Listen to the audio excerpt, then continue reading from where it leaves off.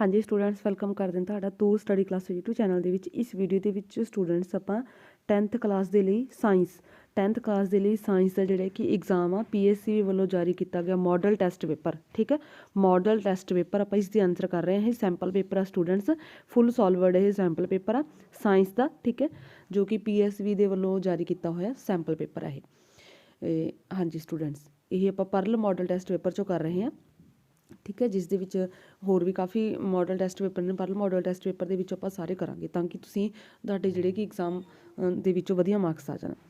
हाँ जी फस्ट है students question बहु विकल्पी क्वेश्चन है 80 मार्क्स का तुहाडा एग्जाम होना जिस दे विच 26 मार्क्स वाला जिहड़ा कि पासिंग मार्क्स है तो ये जिहड़े 21 अंकां वाले क्वेश्चन है वो 25 आउणगे 25 ठीक है। हाँ जी गुरप्रीत ने बाजार तो कुछ पुदीना खरीदिया कुछ दिन बाद उस पुदीने के विचों गंध आउण लगी तो अजिहा क्यों होया सी उहदे विच लघूकरण करके जां आक्सीकरण करके जां खोरण करके जां विस्थापन करके तो इहदा आंसर आ जाऊगा आक्सीकरण ऐड़ा। सैकेंड क्वेश्चन आ जदों असीं लैड नाइट्रेट अते पोटाशियम आयोडाइड नूं आपस दे विच मिलाउने आ तां पीले रंग की तलछट बनदी है कि तुसीं इस तलछट का नाम दस सकदे हो तो इहदा आंसर आ जाऊगा लैड आयोडाइड। थर्ड क्वेश्चन है उदासीन घोल की पीएच है तो उदासीन घोल की पीएच है 7 तो वध जां 7 जां 7 तो घट जां 0 तो यह है 7 ठीक है। नैक्सट है टार्ट्रिक एसिड पाया जाता है सिरके विच नैटन डंक दे विच टमाटर विच इमली विच तो यह आ जाऊगा इमली दे विच। नैक्सट है धातां नूं खिच के तारा बनाउण दी योग्यता नूं की कहंदे ने तां खिचीन योग्यता। नैक्सट कापर की बिजली सुदाई दौरान कैथोड बनया हुंदा है तो अशुद्ध कापर का शुद्ध कापर का जिंक का आयरन का तो यह आऊगा शुद्ध कापर का। नैक्सट है ATP का पूरा नाम की है तो ATP का पूरा नाम हैगा एडिनोसिन ट्राईफास्फेट।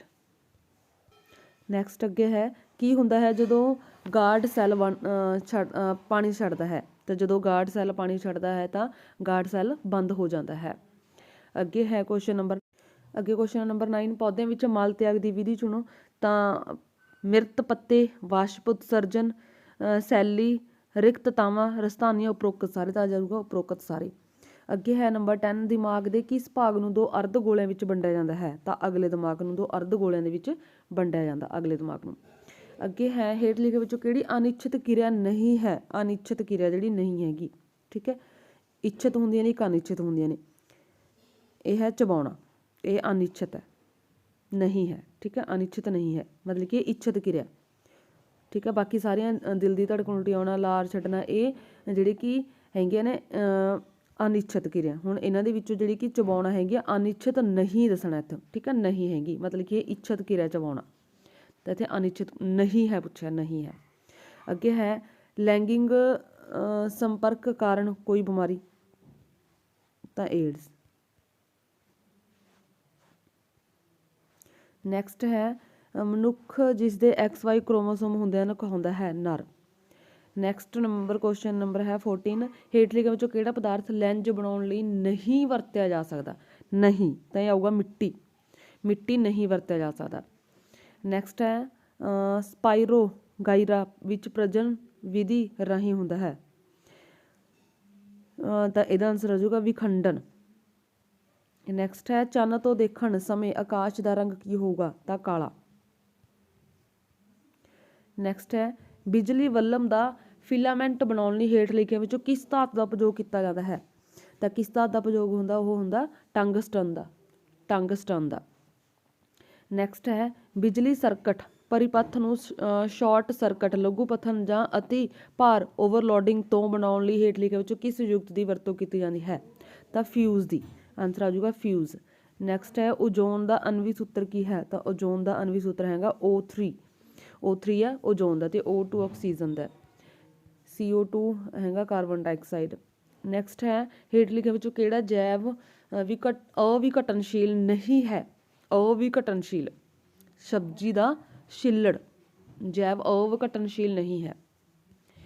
नैक्सट मिलान करने ने हुण इहदे विच है एमीमीटर किहदे नाल मैच हो जाऊगा बिजली धारा दे नाल एमीमीटर बिजली धारा प्रतिरोध की इकाई ओम ਨਿਕਟ ਦੂਰਦਰਸ਼ਤਾ ਅਵਤਲ ਲੈਂਜ। ਦਰਪਣ ਸੂਤਰ ਤਾਂ ਦਰਪਣ ਸੂਤਰ IVIU = IF। ਪੀਣ ਵਾਲਾ ਐਲਕੋਹਲ ਇਥੇਨੋਲ। ਬਾਕੀ ਤੁਸੀਂ ਇਹ 'ਚ ਆਨਸਰ ਵੀ ਦੇਖ ਸਕਦੇ ਹੋ, ਫੁੱਲੀ ਸੋਲਵਡ ਇਹ 'ਚ ਇਹ ਪਹਿਲੇ ਟੈਸਟ ਪੇਪਰ 'ਚ ਆਪਾਂ ਕਰ ਰਹੇ ਹਾਂ। ਹਾਂਜੀ, ਨੈਕਸਟ ਹੈ 2 ਅੰਕਾਂ ਵਾਲੇ ਕੁਐਸਚਨ ਨੇ, ਕੋਈ 11 ਕਰਨੇ ਨੇ। ਹਾਂਜੀ, ਜਿਵੇਂ ਫੇਫੜਿਆਂ ਵਿੱਚ ਐਲਵਿਓਲਾਈ ਅਤੇ ਗੁਰਦਿਆਂ ਵਿੱਚ ਨੈਫਰੋਨਸ ਦੇ ਕੰਮ ਦੀ ਤੁਲਨਾ ਦਵੰਤਰ ਦੇ ਕਾਰਜ ਦੇ ਆਧਾਰ ਤੇ ਜਿਹੜੇ ਕਿ ਇਹਨਾਂ ਦਾ ਵੇਰਵਾ ਦੇਣਾ। ਹੁਣ ਫੇਫੜਿਆਂ ਵਿੱਚ ਐਲਵਿਓਲਾਈ ਤੇ ਗੁਰਦਿਆਂ ਵਿੱਚ ਨੈਫਰੋਨ। ਤਾਂ ਐਲਵਿਓਲਾਈ ਪਤਲੀ ਕੰਧ ਵਾਲੀਆਂ ਗੁਬਾਰੇ ਜਿਹੀਆਂ ਰਚਨਾਵਾਂ ਹੁੰਦੀਆਂ ਨੇ। ਨੈਫਰੋਨਸ ਪਤਲੀ ਕੰਧ ਵਾਲੀ ਲਹੂ ਕੋਸ਼ਿਕਾਵਾਂ ਦਾ ਗੁੱਛਾ ਹੈ। ਐਲਵਿਓਲਾਈ ਦੀਆਂ ਦੋਵੇਂ ਕੰਧਾਂ ਵਿੱਚ ਲਹੂ ਦੀਆਂ ਕੋਸ਼ਿਕਾਵਾਂ ਦਾ ਸੰਘਣਾ ਜਾਲ ਵਿਛਿਆ ਰਹਿੰਦਾ। ਤੇ ਨੈਫਰੋਨ ਦੇ ਇੱਕ ਸਿਰੇ ਤੇ ਪਿਆਲੇ ਦੇ ਆਕਾਰ ਦਾ ਬੋਮੇਨ ਕੈਪਸੂਲ ਹੁੰਦਾ, ਜਿਸ ਵਿੱਚ ਲਹੂ ਕੋਸ਼ਿਕਾਵਾਂ ਦਾ ਗੁੱਛਾ ਮੌਜੂਦ ਹੁੰਦਾ, ਜਿਸ ਨੂੰ ਕੋਸ਼ਿਕਾ ਗੁੱਛਾ ਕਹਿੰਦੇ ਨੇ। ਅੱਗੇ ਹੈ ਐਲਵਿਓਲਾਈ ਹਵਾ ਭਰਨ ਤੇ ਫੈਲ ਜਾਂਦੀਆਂ ਨੇ। ਨੈਫਰੋਨ ਦੇ ਵਿੱਚ ਅਜਿਹੀ ਕਿਰਿਆ ਨਹੀਂ ਹੁੰਦੀ। ਨੈਕਸਟ ਹੈ ਜਿੱਥੇ ਲਹੂ ਦੇ ਲਾਲ ਰਕਤਾਣੂ ਵਿਚਲਾ ਹੀਮੋਗਲੋਬਿਨ ਆਕਸੀਜਨ ਪ੍ਰਾਪਤ ਕਰ ਲੈਂਦਾ ਅਤੇ ਪਲਾਜ਼ਮਾ ਵਿੱਚ ਮੌਜੂਦ ਕਾਰਬਨ ਡਾਈਆਕਸਾਈਡ ਐਲਵਿਓਲਾਈ ਵਿੱਚ ਚਲੀ ਜਾਂਦੀ ਹੈ ਤੇ ਕੋਸ਼ਿਕਾ ਗੁੱਛੇ ਵਿੱਚ ਮੌਜੂਦ ਫਾਲਤੂ ਪਦਾਰਥ ਛਾਣੇ ਜਾਂਦੇ ਨੇ। ਨੈਕਸਟ ਹੈਗਾ ਹਵਾ ਵਿੱਚ ਜਲਾਉਣ ਤੋਂ ਪਹਿਲਾਂ ਮੈਗਨੀਸ਼ੀਅਮ ਰੀਵਨ ਨੂੰ ਸਾਫ਼ ਕਿਉਂ ਕੀਤਾ ਜਾਂਦਾ। ਹਾਂਜੀ, ਮੈਗਨੀਸ਼ੀਅਮ ਰੀਵਨ ਨੂੰ ਹਵਾ ਵਿੱਚ ਜਲਾਉਣ ਤੋਂ ਪਹਿਲਾਂ ਸਾਫ਼ ਕੀਤਾ ਜਾਂਦਾ ਤਾਂ ਕਿ ਇਹਦੇ ਵਿੱਚ ਜਿਹੜੀ ਮੈਗਨੀਸ਼ੀਅਮ ਆਕਸਾਈਡ ਦੀ ਪਰਤ ਬਣੀ ਵੀ ਹੁੰਦੀ ਆ ਉਹ ਸਾਫ਼ ਹੋ ਜਾਵੇ, ਠੀਕ ਆ, ਉਹ ਉਤਰ ਜਾਵੇ, ਕਿਉਂਕਿ ਇਹ ਪਰਤ ਜਿਹੜੀ ਕਿ ਮੈਗਨੀਸ਼ੀਅਮ ਦੇ ਬਲਨ ਦੇ ਵਿੱਚ ਰੁਕਾਵਟ ਪੈਦਾ ਕਰਦੀ ਹੈ। ਨੈਕਸਟ ਹੈ ਪਿੱਤਲ ਤੇ ਤਾਂਬੇ ਦੇ ਬਰਤਨਾਂ ਵਿੱਚ ਦਹੀਂ ਤੇ ਖੱਟੀਆਂ ਵਸਤੂਆਂ ਕਿਉਂ ਨਹੀਂ ਰੱਖਣੀਆਂ ਚਾਹੀਦੀਆਂ। ਕਿਉਂਕਿ ਦਹੀਂ ਅਤੇ ਖੱਟੀਆਂ ਵਸਤੂਆਂ ਦੇ ਵਿੱਚ ਤੇਜ਼ਾਬ ਹੁੰਦਾ ਤੇ ਇਹ ਤੇਜ਼ਾਬ ਫਿਰ ਜਿਹੜਾ ਪਿੱਤਲ ਦਾ ਤੇ ਤਾਂਬੇ ਦੇ ਜਿਹੜੇ ਬਰਤਨ ਨੇ, ਭਾਂਡੇ ਨੇ, ਇਹਨਾਂ ਦੇ ਨਾਲ ਕਿਰਿਆ ਕਰਕੇ ਵਿਸ਼ੇਸ਼ ਲੂਣ ਬਣਾਉਂਦੇ ਨੇ ਜਿਹੜੇ ਜ਼ਹਿਰੀਲੇ ਪੈਦਾ ਹੋ ਜਾਂਦੇ ਨੇ। ਭਾਵ ਕਿ ਇਹ ਜਿਹੜਾ ਕਿ ਦਹੀਂ ਤੇ ਖੱਟੀਆਂ ਵਸਤੂਆਂ 'ਚ ਵੀ ਤੇਜ਼ਾਬ ਹੁੰਦਾ ਤੇ ਜਿਹੜਾ ਪਿੱਤਲ ਤੇ ਤਾਂਬਾ ਉਹਦੇ ਨਾਲ ਕਿਰਿਆ ਕਰਕੇ ਫਿਰ ਵਿਸ਼ੇਸ਼ ਜਿਹੜੇ ਕਿ ਨਮਕ ਪੈਦਾ ਹੋ ਜਾਂਦਾ ਉਹਨਾਂ ਦੇ ਵਿੱਚ, ਜਿਹੜਾ ਕਿ ਜ਼ਹਿਰੀਲੇ ਹੁੰਦੇ ਨੇ, ਠੀਕ ਹੈ, ਜਿਸ ਕਰਕੇ ਇਹਨਾਂ ਦੇ ਵਿੱਚ ਖੱਟੀਆਂ ਵਸਤੂਆਂ ਨਹੀਂ ਰੱਖੀਆਂ ਜਾਂਦੀਆਂ। ਨੈਕਸਟ ਹੈਗਾ ਸਾਡੇ ਮਿਹਦੇ ਵਿੱਚ ਤੇਜ਼ਾਬ ਦੀ ਕੀ ਮਹੱਤਤਾ। ਹਾਂਜੀ, ਮਿਹਦੇ ਦੇ ਵਿੱਚ ਜਿਹੜੇ ਕਿ ਮਿਊਕਸ ਦੇ ਵਿੱਚ ਮੌਜੂਦ ਮਿਹਦ ਗ੍ਰੰਥੀਆਂ ਤੋਂ ਹਾਈਡਰੋਕਲੋਰਿਕ ਤੇਜ਼ਾਬ ਪੈਦਾ ਹੁੰਦਾ ਤੇ ਇਹ ਤੇਜ਼ਾਬੀ ਮਾਧਿਅਮ ਤਿਆਰ ਕਰਦਾ ਜੋ ਪੈਪਸਿਨ ਐਂਜ਼ਾਈਮ ਦੀ ਕਿਰਿਆ ਦੇ ਵਿੱਚ ਸਹਾਇਕ ਹੁੰਦਾ ਤੇ ਇਹ ਭੋਜਨ ਨੂੰ ਸੜਨ ਤੋਂ ਰੋਕਦਾ ਤੇ ਇਹ ਭੋਜਨ ਦੇ ਨਾਲ ਆਏ ਜੀਵਾਣੂ ਨੂੰ ਨਸ਼ਟ ਕਰ ਦਿੰਦਾ ਤੇ ਭੋਜਨ ਦੇ ਵਿੱਚ ਮੌਜੂਦ ਕੈਲਸ਼ੀਅਮ ਨੂੰ ਕੋਮਲ ਬਣਾਉਂਦਾ। ਇਹ ਪਾਈਲੋਰਿਕ ਛੇਦ ਦੇ ਖੋਲ੍ਹਣ ਤੇ ਬੰਦ ਹੋਣ ਤੇ ਕਾਬੂ ਰੱਖਦਾ ਤੇ ਇਹ ਅਕਿਰਿਆਸ਼ੀਲ ਐਂਜ਼ਾਈਮਾਂ ਨੂੰ ਕਿਰਿਆਸ਼ੀਲ ਅਵਸਥਾ ਦੇ ਵਿੱਚ ਲਿਆਉਂਦਾ। ਹਾਂਜੀ, ਅਗਲਾ ਕੁਐਸਚਨ ਹੈਗਾ 6th ਕੁਐਸਚਨ ਹੈਗਾ ਕਾਰਬਨ ਦੇ ਉਹ 2 ਗੁਣ ਕਿਹੜੇ ਨੇ ਜਿਨ੍ਹਾਂ ਕਾਰਨ ਸਾਡੇ ਆਲੇ ਦੁਆਲੇ 4 ਚੁਫੇਰੇ ਕਾਰਬਨ ਯੌਗਿਕਾਂ ਦੀ ਵੱਡੀ ਸੰਖਿਆ ਦਿਖਾਈ ਦਿੰਦੀ ਆ। ਤਾਂ ਇਹਦੇ ਵਿੱਚ ਜਿਹੜੇ ਕਿ ਇਹ ਹੇਠ ਲਿਖੇ ਨੇ ਇਹ ਹੈਗੇ ਨੇ ਲੜੀ ਬੰਧਨ। ਕਾਰਬਨ ਦੇ ਵਿੱਚ ਕਾਰਬਨ ਦੇ ਹੀ ਹੋਰ ਪਰਮਾਣੂਆਂ ਨਾਲ ਬੰਧਨ ਬਣਾਉਣ ਦੀ ਵਿਚਿੱਤਰ ਸਮਰੱਥਾ ਹੈ, ਜਿਸ ਦੇ ਨਾਲ ਵੱਡੀ ਸੰਖਿਆ ਵਿੱਚ ਅਣੂ ਬਣਦੇ ਨੇ ਤੇ ਇਸ ਅਣੂ ਨੂੰ ਲੜੀ ਬੰਧਨ ਕਹਿੰਦੇ ਨੇ, ਠੀਕ ਹੈ। ਇਹਨਾਂ ਯੌਗਿਕਾਂ ਦੇ ਵਿੱਚ ਕਾਰਬਨ ਦੀਆਂ ਲੜੀਆਂ ਲੰਬੀਆਂ ਲੜੀਆਂ, ਭਿੰਨ ਸਾਖਿਤ ਲੜੀਆਂ ਤੇ ਬੰਦ ਲੜੀਆਂ ਹੋ ਸਕਦੀਆਂ ਨੇ। ਸੰਯੋਗਤਾ ਕਿਉਂਕਿ ਕਾਰਬਨ ਦੀ ਸੰਯੋਗਤਾ 4 ਹੈ ਤਾਂ ਇਸ ਲਈ ਕਾਰਬਨ ਦੇ ਹੋਰ ਚਾਰੇ ਪਰਮਾਣੂਆਂ ਤੇ ਕੁਝ ਹੋਰ ਸੰਯੋਜਕ ਤੱਤਾਂ ਦੇ ਪਰਮਾਣੂਆਂ ਨਾਲ ਬੰਧਨ ਕਰਨ ਦੀ ਸਮਰੱਥਾ। Oxygen, hydrogen, nitrogen, sulphur, chlorine ਤੇ ਬਹੁਤ ਸਾਰੇ ਤੱਤਾਂ ਦੇ ਨਾਲ ਕਾਰਬਨ ਦੇ ਯੌਗਿਕ ਬਣਦੇ ਨੇ। ਨੈਕਸਟ ਹੈ ਜਦੋਂ ਐਂਡਰੀਲਾਈਨ ਦਾ ਲਹੂ ਦੇ ਵਿੱਚ ਰਸਾਅ ਹੁੰਦਾ ਹੈ ਤਾਂ ਸਾਡੇ ਸਰੀਰ ਵਿੱਚ ਕੀ ਪ੍ਰਤੀਕਿਰਿਆ ਹੁੰਦੀ ਹੈ। ਤਾਂ ਇਹਦਾ ਆਨਸਰ ਹੈ ਐਡਰੀਨਲ ਸਿੱਧਾ ਲਹੂ ਦੇ ਵਿੱਚ ਛੱਡ ਦਿੱਤਾ ਜਾਂਦਾ ਤਾਂ ਅਤੇ ਸਰੀਰ ਦੇ ਭਿੰਨ ਭਾਗਾਂ ਤੱਕ ਪਹੁੰਚਾ ਦਿੱਤਾ ਜਾਂਦਾ ਤੇ ਦਿਲ ਦਾ ਸਾਹਿਤ ਇਹ ਸੰਬੰਧਿਤ ਅੰਗਾਂ ਜਾਂ ਟਿਸ਼ੂਆਂ ਵਿਸ਼ੇਸ਼ ਟਿਸ਼ੂਆਂ 'ਤੇ ਕਾਰਜ ਕਰਦਾ ਤੇ ਇਸ ਦੇ ਨਤੀਜੇ ਵਜੋਂ ਦਿਲ ਦੀ ਧੜਕਣ ਤੇਜ਼ ਹੋ ਜਾਂਦੀ ਹੈ ਤਾਂ ਜੋ ਸਾਡੀਆਂ ਪੇਸ਼ੀਆਂ ਲਈ ਲੋੜੀਂਦੀ ਵਧੇਰੇ ਆਕਸੀਜਨ ਦੀ ਮਾਤਰਾ ਪੂਰੀ ਹੋ ਸਕੇ। ਪਾਚਨ ਪ੍ਰਬੰਧ ਚਮੜੀ ਨੂੰ ਲਹੂ ਦੀ ਸਪਲਾਈ ਘੱਟ ਹੋ ਜਾਂਦੀ ਹੈ ਕਿਉਂਕਿ ਇਹ ਇਹਨਾਂ ਅੰਗਾਂ ਦੇ ਆਲੇ ਦੁਆਲੇ ਦੀਆਂ ਛੋਟੀਆਂ ਧਮਨੀਆਂ ਸੁੰਗੜ ਜਾਂਦੀਆਂ ਨੇ ਤੇ ਹਾਰਮੋਨ ਕੁਝ ਲਹੂ ਦੀ ਦਿਸ਼ਾ ਸਾਡੀਆਂ ਪਿੰਜਰ ਪੇਸ਼ੀਆਂ ਵੱਲ ਮੋੜ ਦਿੰਦਾ। ਡਾਇਆਫਾਰਮ ਅਤੇ ਪਸਲੀਆਂ ਦੀਆਂ ਪੇਸ਼ੀਆਂ ਸੁੰਗੜਨ ਕਾਰਨ ਸਾਹ ਦਰ ਵੱਧ ਜਾਂਦੀ ਹੈ ਤੇ ਇਹ ਸਾਰੇ ਪ੍ਰਤੀਕਿਰਿਆਵਾਂ ਮਿਲ ਕੇ ਜੰਤੂ ਸਰੀਰ ਨੂੰ ਸਥਿਤੀ ਨਾਲ ਨਿਪਟਣ ਲਈ ਤਿਆਰ ਕਰਦੀਆਂ ਨੇ। ਅੱਗੇ ਹੈ ਮਨੁੱਖ ਵਿੱਚ ਬੱਚੇ ਦਾ ਲਿੰਗ ਨਿਰਧਾਰਨ ਕਿਵੇਂ ਹੁੰਦਾ। ਹਾਂਜੀ, ਮਨੁੱਖ ਵਿੱਚ ਵਿਸ਼ੇਸ਼ ਲਿੰਗ ਨਿਰਧਾਰਨ ਵਿਸ਼ੇਸ਼ ਗੁਣ ਸੂਤਰਾਂ ਦੇ ਆਧਾਰ ਤੇ ਹੁੰਦਾ। ਮਨੁੱਖ ਦੇ ਸਾਰੇ ਗੁਣ ਸੂਤਰ ਜਿਹੜੇ ਕਿ ਪੂਰੀ ਤਰ੍ਹਾਂ ਜੁੜੇ ਨਹੀਂ ਹੁੰਦੇ। ਮਨੁੱਖ ਵਿੱਚ ਵਧੇਰੇ ਗੁਣ ਸੂਤਰ ਮਾਤਾ ਅਤੇ ਪਿਤਾ ਦੇ ਗੁਣ ਸੂਤਰਾਂ ਦੇ ਪ੍ਰਤੀਰੂਪ ਹੁੰਦੇ ਨੇ। ਇਹਨਾਂ ਦੀ ਸੰਖਿਆ 22 ਜੋੜੇ ਆ ਬਟ ਇੱਕ ਗੁਣ ਸੂਤਰ ਜਿਸ ਨੂੰ ਲਿੰਗੀ ਗੁਣ ਸੂਤਰ ਕਹਿੰਦੇ ਨੇ ਹਮੇਸ਼ਾ ਸੰਪੂਰਨ ਨਹੀਂ ਹੁੰਦਾ। ਮਾਦਾ ਦੇ ਵਿੱਚ ਗੁਣ ਸੂਤਰ ਦਾ ਸੰਪੂਰਨ ਜੋੜਾ ਹੁੰਦਾ। ਦੋਵਾਂ ਯੁਗਮਕਾਂ ਨੂੰ ਐਕਸ ਕਹਿੰਦੇ ਨੇ ਤੇ ਨਰ ਦੇ ਵਿੱਚ ਗੁਣ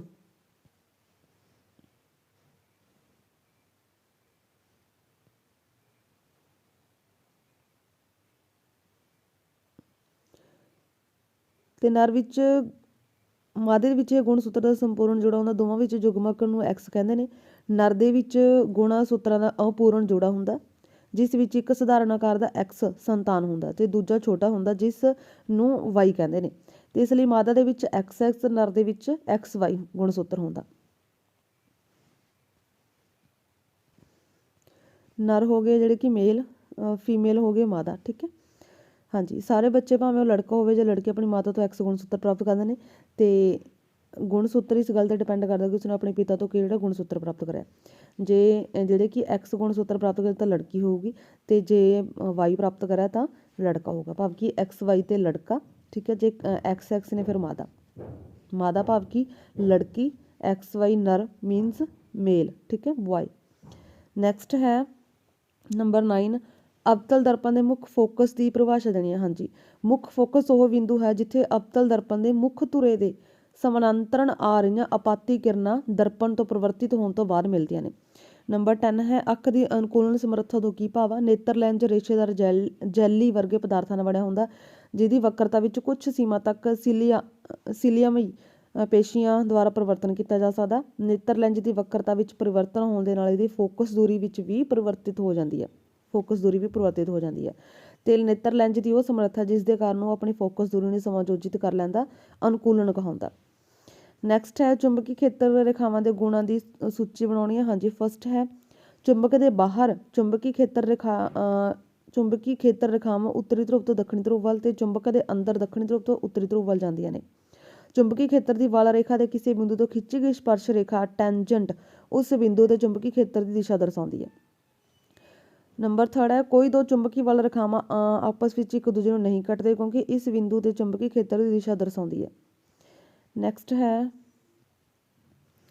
4th ਕਿਸੇ ਥਾਂ ਤੇ ਚੁੰਬਕੀ ਖੇਤਰ ਰੇਖਾਵਾਂ ਦੀ ਸੰਗਤ ਤਾਂ ਉਸ ਥਾਂ ਤੇ ਚੁੰਬਕੀ ਖੇਤਰ ਦੀ ਤੀਬਰਤਾ ਤੇ ਸਿੱਧਾ ਅਨੁਪਾਤ ਹੁੰਦੀ ਹੈ। 5th ਹੈ ਇੱਕ ਸਮਾਨ ਚੁੰਬਕੀ ਖੇਤਰ ਦੇ ਚੁੰਬਕੀ ਰੇਖਾਵਾਂ ਇੱਕ ਦੂਜੇ ਦੇ ਸਮਾਨ ਅੰਤਰਨ ਅਤੇ ਸਮਾਨ ਦੂਰੀ ਤੇ ਹੁੰਦੀਆਂ ਨੇ। ਨੈਕਸਟ ਹੈ ਨੰਬਰ 12 ਓਜ਼ੋਨ ਕੀ ਹੈ? ਇਹ ਪਰਿਸਥਿਤਿਕ ਪ੍ਰਬੰਧ ਨੂੰ ਕਿਵੇਂ ਪ੍ਰਭਾਵਿਤ ਕਰਦੀ ਹੈ? ਹਾਂਜੀ, ਵਾਯੂਮੰਡਲ ਦੇ ਉੱਪਰਲੇ ਪੱਧਰ ਉੱਤੇ ਪਰਾਵੈਂਗਣੀ ਵਿਕਿਰਨਾਂ ਦੇ ਪ੍ਰਭਾਵ ਨਾਲ ਆਕਸੀਜਨ ਅਣੂਆਂ ਤੋਂ ਓਜ਼ੋਨ ਬਣਦੀ ਹੈ। ਉੱਚ ਊਰਜਾ ਵਾਲੀਆਂ ਪਰਾਵੈਂਗਣੀ ਵਿਕਿਰਨਾਂ ਆਕਸੀਜਨ ਅਣੂ ਦਾ ਵਿਘਟਨ ਕਰਕੇ ਸੁਤੰਤਰ ਆਕਸੀਜਨ ਪਰਮਾਣੂ ਬਣਾਉਂਦੀਆਂ ਨੇ ਤਾਂ ਆਕਸੀਜਨ ਦੇ ਇਹ ਸੁਤੰਤਰ ਪਰਮਾਣੂ ਆਕਸੀਜਨ ਦੇ ਅਣੂਆਂ ਨਾਲ ਜੁੜ ਕੇ ਓਜ਼ੋਨ ਬਣਾਉਂਦੇ ਨੇ ਤੇ ਓਜ਼ੋਨ ਦੇ ਅਣੂ ਆਕਸੀਜਨ ਦੇ 3 ਪਰਮਾਣੂ ਤੋਂ ਬਣਦੇ ਨੇ, O+O2 = O3। ਓਜ਼ੋਨ ਇੱਕ ਘਾਤਕ ਜ਼ਹਿਰ ਹੈ ਬਟ ਵਾਯੂਮੰਡਲ ਦੇ ਉੱਪਰਲੇ ਪੱਧਰ ਤੇ ਓਜ਼ੋਨ ਇੱਕ ਬਹੁਤ ਜ਼ਰੂਰੀ ਪ੍ਰਕਿਰਿਆ ਨੂੰ ਸੁਚੱਜੇ ਢੰਗ ਨਾਲ ਨਿਭਾਉਂਦੀ ਹੈ। ਇਹ ਸੂਰਜ ਤੋਂ ਆਉਣ ਵਾਲੀਆਂ ਪਰਾਵੈਂਗਣੀ ਵਿਕਿਰਨਾਂ ਤੋਂ ਧਰਤੀ ਦੀ ਸਤ੍ਹਾ ਨੂੰ ਬਚਾਉਂਦੀ ਹੈ ਤੇ ਇਹ ਵਿਕਿਰਨਾਂ ਜੀਵਾਂ ਲਈ ਅਤਿਅੰਤ ਹਾਨੀਕਾਰਕ ਨੇ। ਉਦਾਹਰਨ ਵਜੋਂ ਇਹ ਵਿਕਿਰਨਾਂ ਮਨੁੱਖ ਵਿੱਚ ਚਮੜੀ ਦੇ ਕੈਂਸਰ ਦਾ ਕਾਰਨ ਬਣਦੀਆਂ ਨੇ। ਨੰਬਰ 13 ਪਾਣੀ ਦੇ ਬਿਜਲਈ ਅਪਘਟਨ ਦੌਰਾਨ ਕਿਹੜੀਆਂ ਦੋ ਗੈਸਾਂ ਨਿਕਲਦੀਆਂ ਨੇ? ਇਹਦੇ ਨਾਲ ਸੰਬੰਧਿਤ ਰਸਾਇਣਿਕ ਸਮੀਕਰਨ ਦੱਸਣਾ। ਹਾਂਜੀ, ਪਾਣੀ ਦੇ ਬਿਜਲਈ ਅਪਘਟਨ ਦੌਰਾਨ ਹਾਈਡਰੋਜਨ ਗੈਸ, ਆਕਸੀਜਨ ਗੈਸਾਂ ਨਿਕਲਦੀਆਂ ਨੇ ਤੇ ਇਹਦੇ ਨਾਲ ਸੰਬੰਧਿਤ ਸਮੀਕਰਨ ਤੁਸੀਂ ਦੇਖ ਸਕਦੇ ਹੋ। ਹਾਂਜੀ, ਨੈਕਸਟ ਹੈ ਅੱਗੇ ਤਾਰੇ ਕਿਉਂ ਟਿਮਟਿਮਾਉਂਦੇ ਨੇ? ਹਾਂਜੀ, ਤਾਰਿਆਂ ਦਾ ਟਿਮਟਿਮਾਉਣਾ ਵਿਖਾਈ ਦੇਣਾ ਤਾਰਿਆਂ ਦੇ ਪ੍ਰਕਾਸ਼ ਦਾ ਵਾਯੂਮੰਡਲ ਅਪਵਰਤਨ ਦੇ ਕਾਰਨ ਹੁੰਦਾ। ਵਾਯੂਮੰਡਲ ਦੇ ਵਿੱਚ ਪ੍ਰਵੇਸ਼ ਕਰਨ ਦੇ ਪਿੱਛੋਂ ਪ੍ਰਿਥਵੀ ਦੀ ਸਤ੍ਹਾ ਉੱਤੇ ਪਹੁੰਚਣ ਤੱਕ ਤਾਰੇ ਦਾ ਪ੍ਰਕਾਸ਼ ਵਾਯੂਮੰਡਲ ਮਾਧਿਅਮ ਦੇ ਲਗਾਤਾਰ ਵੱਧ ਰਹੇ ਅਪਵਰਤਕ ਦੁਆਰਾ ਅਪਵਰਤਨ ਹੁੰਦਾ ਜਿਸ ਤੋਂ ਪ੍ਰਕਾਸ਼ ਨੂੰ ਅਵਿਲੰਬ ਵੱਲ ਮੋੜ ਦਿੰਦਾ। ਖਿਤਿਜ ਦੇ ਵੱਲ ਦੇਖਣ ਨਾਲ ਤਾਰੇ ਦੀ ਆਭਾਸੀ ਸਥਿਤੀ ਉਸਦੀ ਵਾਸਤਵਿਕ ਸਥਿਤੀ ਤੋਂ ਕੁਝ ਉਚਾਈ ਉੱਤੇ ਪ੍ਰਤੀਤ ਹੁੰਦੀ ਹੈ ਤੇ ਵਾਯੂਮੰਡਲ ਦੀਆਂ ਭੌਤਿਕ ਅਵਸਥਾਵਾਂ ਸਥਾਈ ਨਾ ਹੋਣ ਕਾਰਨ ਇਹ ਵਾਸਤਵਿਕ ਸਥਿਤੀ ਥੋੜ੍ਹੀ ਬਦਲਦੀ ਰਹਿੰਦੀ ਹੈ ਤੇ ਅੱਖਾਂ ਦੇ ਵਿੱਚ ਪ੍ਰਵੇਸ਼ ਕਰ ਜਾਂਦੀ ਹੈ ਤੇ ਜਿਸ ਕਰਕੇ ਆਪਾਂ ਨੂੰ ਇਹ ਤਾਰੇ ਫਿਰ ਟਿਮਟਿਮਾਉਂਦੇ ਹੋਏ ਦਿਖਾਈ ਦਿੰਦੇ ਨੇ।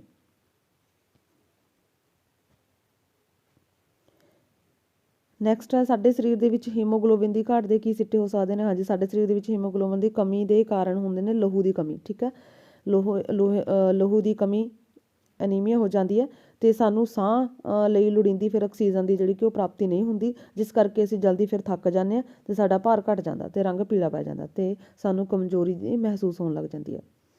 ਅੱਗੇ ਹੈ ਨੰਬਰ 16 ਕੋਈ ਡਾਕਟਰ +1.5 डी शक्ति का संशोधन ਲੈਂਜ निर्धारित करता ਲੈਂਜ ਦੀ ਫੋਕਸ ਦੂਰੀ ਗਿਆਤ ਕਰਨੀ ਹੈ। ਲੈਂਜ ਅਭਿਸਾਰੀ ਹੈ ਜਾਂ ਅਪਸਾਰੀ, ਹਾਂਜੀ ਲੈਂਜ ਦੀ ਲੈਂਜ ਦੀ ਸ਼ਕਤੀ P, ਠੀਕ ਹੈ ਇਹ ਹੋ ਗਈ। ਦੈਨ ਲੈਂਜ ਦੀ ਫੋਕਸ F ਆਪਾਂ ਨੇ ਪਤਾ ਕਰਨੀ ਹੈ। ਤਾਂ ਲੈਂਜ ਦੇ ਸ਼ਕਤੀ ਸੂਤਰ ਤੋਂ ਆਪਾਂ P ਬਰਾਬਰ ਹੈਗਾ 1/F। ਤਾਂ ਇਹਦੇ ਵਿੱਚ ਜਿਹੜੀ ਕਿ ਆਪਾਂ ਨੂੰ P ਦਿੱਤਾ ਹੋਇਆ, P ਆਪਾਂ ਨੇ ਪੁੱਟ ਕਰ ਲਿਆ। ਦੈਨ 1/F, ਠੀਕ ਹੈ। ਇਹਦੇ ਵਿੱਚ ਆ ਜਾਊਗਾ F = 1.5 ਕ੍ਰਾਸ ਮਲਟੀਪਲਾਈ ਹੋ ਗਿਆ ਇੱਥੋਂ, ਠੀਕ ਹੈ।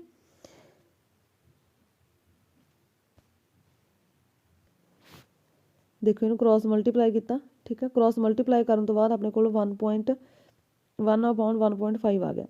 ਤਾਂ ਪੁਆਇੰਟ ਆ, ਪੁਆਇੰਟ ਦੇ ਨੀਚੇ ਆਪਾਂ ਲਗਾਵਾਂਗੇ 10। ਹੁਣ ਜਿਹੜਾ ਇਹ 10 ਥਰਡ ਟਾਈਮ ਜਿਹੜਾ ਹੁੰਦਾ ਨੀਚੇ ਉਹ ਉੱਪਰ ਚਲਾ ਜਾਂਦਾ ਹੁੰਦਾ, ਠੀਕ ਹੈ। ਤੇ ਬਣ ਜਾਊਗਾ 10/15। ਤਾਂ 10/15 ਇਹਨੂੰ ਆਪਾਂ ਕੱਟ ਸਕਦੇ ਹਾਂ 5 ਦੇ ਪਹਾੜੇ ਤੇ। 5 1 5 5 ਦੂਣੀ 10, 5 ਤੀਏ 15। ਤਾਂ 2/3 ਆਂਸਰ ਆ ਜਾਊਗਾ। 2/3 ਨੂੰ ਫਿਰ ਭਾਗ ਕਰਕੇ ਜਿਹੜਾ ਕਿ ਆਂਸਰ ਆ ਗਿਆ। ਤਾਂ ਇਹ ਪਲੱਸ ਦੇ ਵਿੱਚ ਆਇਆ ਆਪਣਾ ਆਂਸਰ। ਤਾਂ ਧਨਾਤਮਕ ਚਿੰਨ੍ਹ ਇਹ ਦਰਸਾਉਂਦਾ ਕਿ ਲੈਂਜ ਅਭਿਸਾਰੀ ਲੈਂਜ ਆ, ਠੀਕ ਹੈ, ਉੱਤਲ ਲੈਂਜ ਆ। ਜੇ ਮਾਈਨਸ 'ਚ ਹੁੰਦਾ ਫਿਰ ਆਪਣਾ ਅਵਤਲ ਆ ਜਾਂਦਾ। ਹਾਂਜੀ ਨੈਕਸਟ ਹੈਗਾ ਅੱਗੇ ਕੋਈ 6 ਪ੍ਰਸ਼ਨ ਕਰਨੇ ਨੇ 3 ਅੰਕਾਂ ਵਾਲੇ। ਹਾਂਜੀ ਜਦੋਂ ਲੋਹੇ ਦੀ ਮੇਖ ਨੂੰ ਕਾਪਰ ਸਲਫੇਟ ਦੇ ਘੋਲ ਦੇ ਵਿੱਚ ਡੁਬੋਇਆ ਜਾਂਦਾ ਤਾਂ ਕੁਝ ਸਮੇਂ ਬਾਅਦ ਇਹਦਾ ਨਿਰੀਖਣ ਹੋਊਗਾ। ਇਸ ਪ੍ਰਤੀਕਿਰਿਆ ਦੀ ਵਿਆਖਿਆ ਕਰਨੀ ਆ। ਤਾਂ ਲੋਹੇ ਦੇ ਮੇਖ ਨੂੰ ਕਾਪਰ ਸਲਫੇਟ ਦੇ ਵਿੱਚ ਘੋਲਿਆ ਜਾਂਦਾ ਤਾਂ ਇਹ ਕਾਪਰ ਸਲਫੇਟ ਦੇ ਘੋਲ ਦੇ ਵਿੱਚੋਂ ਕਾਪਰ ਨੂੰ ਪ੍ਰਸਥਾਪਿਤ ਕਰਨ ਦੀ ਸਮਰੱਥਾ ਰੱਖਦਾ, ਜਿਸ ਕਰਕੇ ਆਇਰਨ ਸਲਫੇਟ ਬਣ ਜਾਂਦੇ ਨੇ। ਤਾਂ Fe ਹੋ ਗਿਆ ਲੋਹਾ, CuSO4 ਇਹ ਕਿਆ ਹੋ ਗਿਆ ਕਾਪਰ ਸਲਫੇਟ, ਆਇਰਨ ਸਲਫੇਟ ਤੇ ਅੱਗੇ ਹੋ ਜਾਊਗਾ ਕਾਪਰ। ਤੇ ਇਹਦਾ ਨੀਲਾ ਰੰਗ ਹੌਲੀ ਹੌਲੀ ਫਿੱਕਾ ਹੋ ਜਾਂਦਾ। ਸਮਜਾਤੀ ਲੜੀ ਕੀ ਹੁੰਦੀ ਹੈ, ਉਦਾਹਰਨ ਦੇਣੀ ਹੈ। ਹਾਂਜੀ ਸਮਜਾਤੀ ਯੌਗਿਕਾਂ ਦੀ ਅਜਿਹੀ ਲੜੀ ਜਿਸ ਦੇ ਵਿੱਚ ਕਾਰਬਨ ਲੜੀ ਦੇ ਵਿੱਚ ਸਥਿਤ ਹਾਈਡਰੋਜਨ ਨੂੰ ਇੱਕ ਹੀ ਪ੍ਰਕਾਰ ਦਾ ਕਿਰਿਆਤਮਕ ਸਮੂਹ ਵਿਸਥਾਪਿਤ ਕਰਦਾ, ਉਹਨੂੰ ਸਮਜਾਤੀ ਲੜੀ ਕਹਿੰਦੇ ਨੇ। ਉਦਾਹਰਨ ਦੇ ਤੌਰ ਤੇ ਸਮਜਾਤੀ ਲੜੀ ਦਾ ਆਮ ਸੂਤਰ ਹੈਗਾ CnH2n+2, ਠੀਕ ਹੈ। ਇਸ ਸ਼੍ਰੇਣੀ ਦੇ ਮੈਂਬਰ ਮੀਥੇਨ, ਈਥੇਨ, ਪ੍ਰੋਪੇਨ, ਬਿਊਟੇਨ, ਪੈਂਟੇਨ, ਹੈਕਸੇਨ, ਇਹਨਾਂ ਦੇ ਵਿੱਚ -H2 ਇਕਾਈ ਦਾ ਅੰਤਰ ਹੈ ਤੇ ਸਮਜਾਤੀ ਲੜੀ ਦੇ ਵੱਖ-ਵੱਖ ਕਾਰਬਨ ਯੌਗਿਕ ਸਮਝਾਤ ਅਖਵਾਉਂਦੇ ਨੇ। ਨੈਕਸਟ ਹੈਗਾ ਨਿਊਰੋਨ ਦੀ ਰਚਨਾ ਦੱਸਣੀ ਹੈ ਤੇ ਇਹਦੇ ਕਾਰਜ। ਹਾਂਜੀ ਤੁਸੀਂ ਇਹਨੂੰ ਰੀਡ ਕਰ ਲੈਣਾ, ਠੀਕ ਹੈ। ਨਿਊਰੋਨ ਦੀ ਕੀ ਰਚਨਾ ਤੇ ਇਹਦੇ ਕੀ ਕਾਰਜ ਨੇ।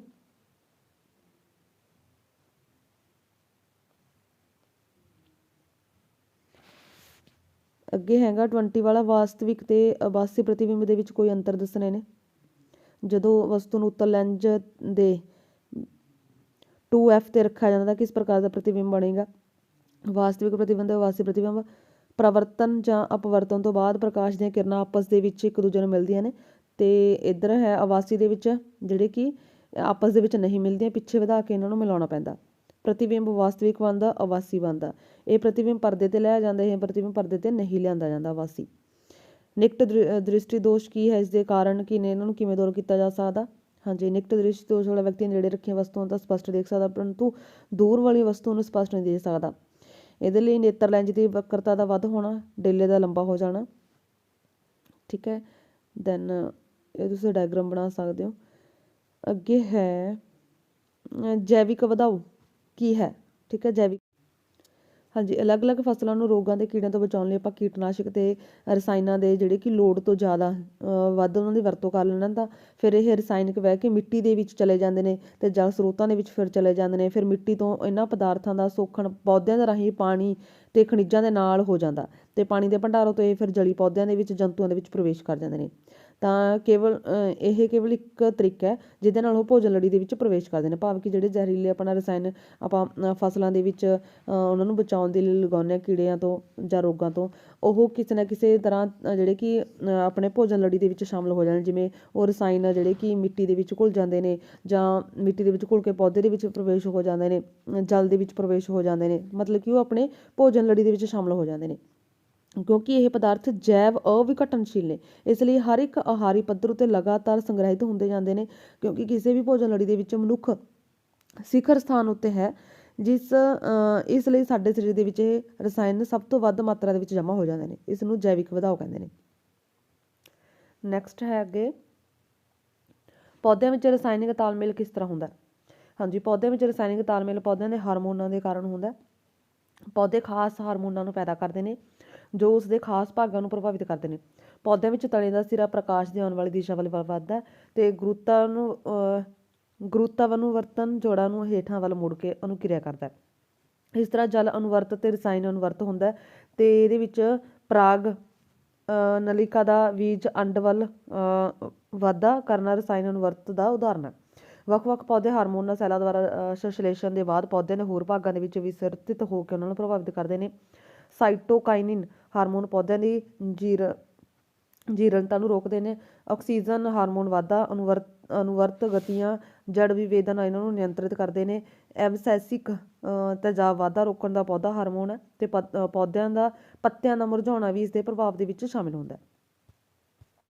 ਅੱਗੇ ਹੈ 24 ਇੱਕ ਅਵਤਲ ਲੈਂਜ ਦੀ ਫੋਕਸ ਦੂਰੀ 2m ਹੈ ਅਤੇ ਇਸ ਲੈਂਜ ਦੀ ਸ਼ਕਤੀ ਪਤਾ ਕਰਨੀ ਹੈ। ਤਾਂ ਆਪਾਂ ਨੂੰ F ਹੈ -2m, ਠੀਕ ਹੈ। ਅਵਤਲ ਲੈਂਜ ਦੀ ਫੋਕਸ ਦੂਰੀ ਕਿਉਂਕਿ ਰਿਣਾਤਮਕ ਹੁੰਦਾ ਤਾਂ ਇਹਨੂੰ ਆਪਾਂ ਮਾਈਨਸ ਮੰਨਾਂਗੇ, ਮਤਲਬ ਕਿ ਅਵਤਲ ਲੈਂਜ ਦੀ ਨੈਗੇਟਿਵ ਹੁੰਦੀ ਹੈ ਅਤੇ ਉੱਤਲ ਲੈਂਜ ਦੀ ਪੋਜ਼ੀਟਿਵ ਹੁੰਦੀ ਹੈ, ਠੀਕ ਹੈ।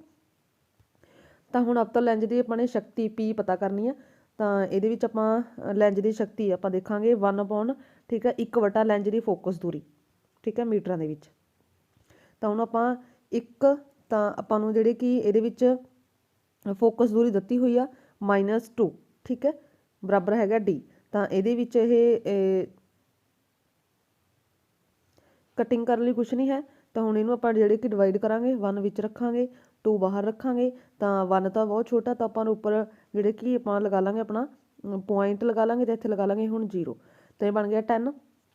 ਤਾਂ ਆਪਾਂ ਕਹਿ ਸਕਦੇ ਵੀ 2/5 ਦਾ 10। ਤਾਂ 0.5 ਇਸ ਤੋਂ ਅੱਗੇ 0 ਲਗਾ ਦਾਂਗੇ, 0.5 ਆਂਸਰ ਆ ਜਾਊਗਾ, ਠੀਕ ਹੈ। ਅੱਗੇ ਹੈ 25 ਅਲਕੋਹਲ ਅਤੇ ਕਾਰਬਕਸਿਲਿਕ ਤੇਜ਼ਾਬ ਵਿੱਚ ਪ੍ਰਯੋਗ ਰਾਹੀਂ ਕਿਵੇਂ ਅੰਤਰ ਕਰੋਗੇ? ਹਾਂਜੀ, ਪ੍ਰਯੋਗ ਰਾਹੀਂ ਕਰਨਾ। ਅਲਕੋਹਲ ਇਥੇਨੋਲ ਹੋ ਗਿਆ, ਕਾਰਬਕਸਿਲਿਕ ਤੇਜ਼ਾਬ ਹੋ ਗਿਆ ਇਥੋਨਾਇਕ ਤੇਜ਼ਾਬ, ਇਹਨਾਂ ਦੇ ਵਿੱਚ ਅੰਤਰ ਇਹ ਤਾਂ ਤੁਸੀਂ ਰੀਡ ਕਰ ਲੈਣਾ, ਠੀਕ ਹੈ। ਅੱਗੇ ਹੈ 5 ਮਾਰਕਸ ਵਾਲੇ ਨੇ, ਲਿੰਗੀ ਅਤੇ ਅਲਿੰਗੀ ਜਨਨ ਦੇ ਵਿੱਚ ਅੰਤਰ ਦੱਸਣਾ। ਦੈਨ ਇਹਨਾਂ ਦੇ ਵਿੱਚ ਲਿੰਗੀ ਜਨਨ ਹੇਠ ਲਿਖਿਆ ਕਾਰਨਾਂ ਤੋਂ ਲਿੰਗੀ ਜਨਨ ਦੀ ਤੁਲਨਾ ਵਿੱਚ ਕੀ ਲਾਭਕਾਰੀ ਹੈ। ਫੁੱਲ ਦੀ ਡਾਇਗ੍ਰਾਮ।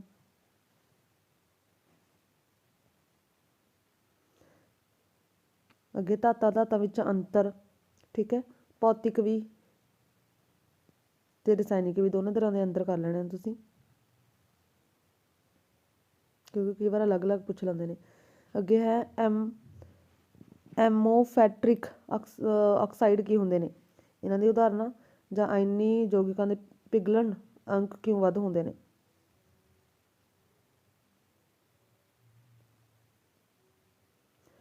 ਓਹਮ ਦਾ ਨਿਯਮ। ਤੇ ਤੁਸੀਂ ਪ੍ਰਯੋਗਸ਼ਾਲਾ ਵਿੱਚ ਇਸ ਦੀ ਪੁਸ਼ਟੀ ਕਿਵੇਂ ਕਰੋਗੇ?